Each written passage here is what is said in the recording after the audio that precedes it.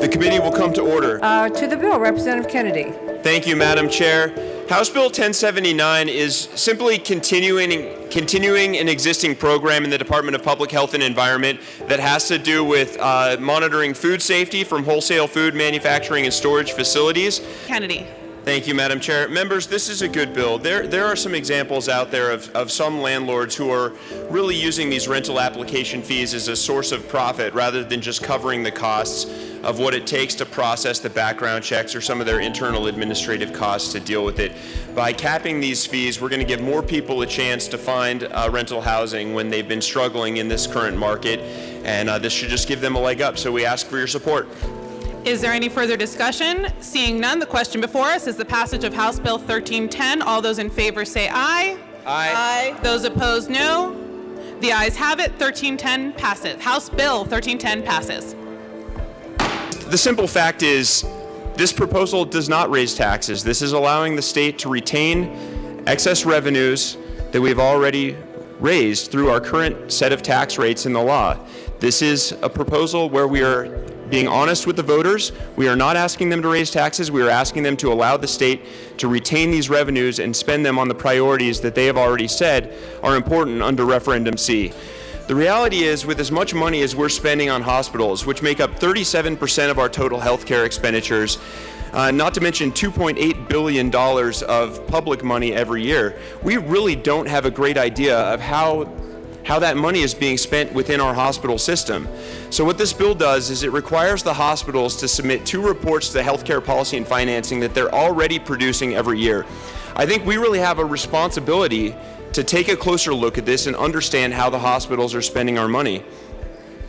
So, in the long term, the hope is that we come up with some ideas from this bill and from the reports that are produced here that we can use to craft future policies to address the growing costs of healthcare that are impacting constituents in every district across the state. So I ask for your support. Thank you, Mr. Chair. Members, I was a no in committee on Monday night because I believed we had not struck the correct balance between going after what I believe is a very real problem of diverting legally grown marijuana into the black market and making sure we're protecting the rights of the people who are only trying to grow plants for their own medical needs. And as I listened to testimony and I heard some compelling stories from people whose lives have been turned around by the access to legal cannabis. These are people who, in some cases, were addicted to opioids, who used medical cannabis to get off of their opioid addiction. These are people who had conditions where they were homebound and walking with a cane and were barely able to get out of bed, who, with use of legal cannabis, were able to come down to testify in front of our committee on Monday night. And for those reasons, I was a no in committee. But I want to thank the Majority Leader and I want to thank Representative Wist for engaging in a really thoughtful process with a number of stakeholders over the course of this week as we discussed several different ideas for how we could amend this bill and address some problems that were still outstanding. L018 has been properly moved and displayed to the amendment. Representative Kennedy. Thank you, Mr. Chair. One of the things that I had been hearing over the course of this week is that while we're setting these limits for plants and mature plants in these bills, we actually never really defined what either of those things means in law. Now, some of these terms had been defined in rule, particularly for medical, but we had not addressed them in the bill. And what I've been hearing from local law enforcement is they need a bright line. Local law enforcement needs to know when they go into a house what counts as a plant and what does not. Thank you, Madam Chair. This bill puts in place contribution limits for our county candidates. I ask for an aye vote. Very much, Mr. Chair. Members, this is an amendment to clarify the way that we refer to medical records in statute. In the current KORA statute, you can see a lot of the language in Roman numeral paragraph 1 up there about certain kinds of data that are not to be turned over. And this is built to protect people's personal health data.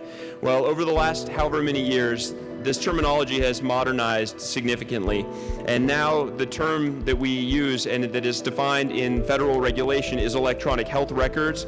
We felt strongly that we needed to add this language to clarify that these hospitals should still not be turning over people's personal medical data. Representative Kennedy. Thank you, Madam Speaker. Members, I ask for a no vote on this amendment. When the sponsors of this amendment talk about broadening the scope of what the Division of Insurance is allowed to look at, let's be really clear about what that means. That means looking at high-risk pools like existed before the Affordable Care Act, in which people with high-risk conditions, expensive conditions to treat, were put into separate pools where they paid much, much more money and where the state had to very heavily subsidize their health insurance. It was a workable system for the time. It was unsustainable over the long run. We should not be going backwards. We should be talking about new ways to improve care while maintaining the benefits so that everyone in our community has access to affordable, high-quality health care. Please vote no on this amendment.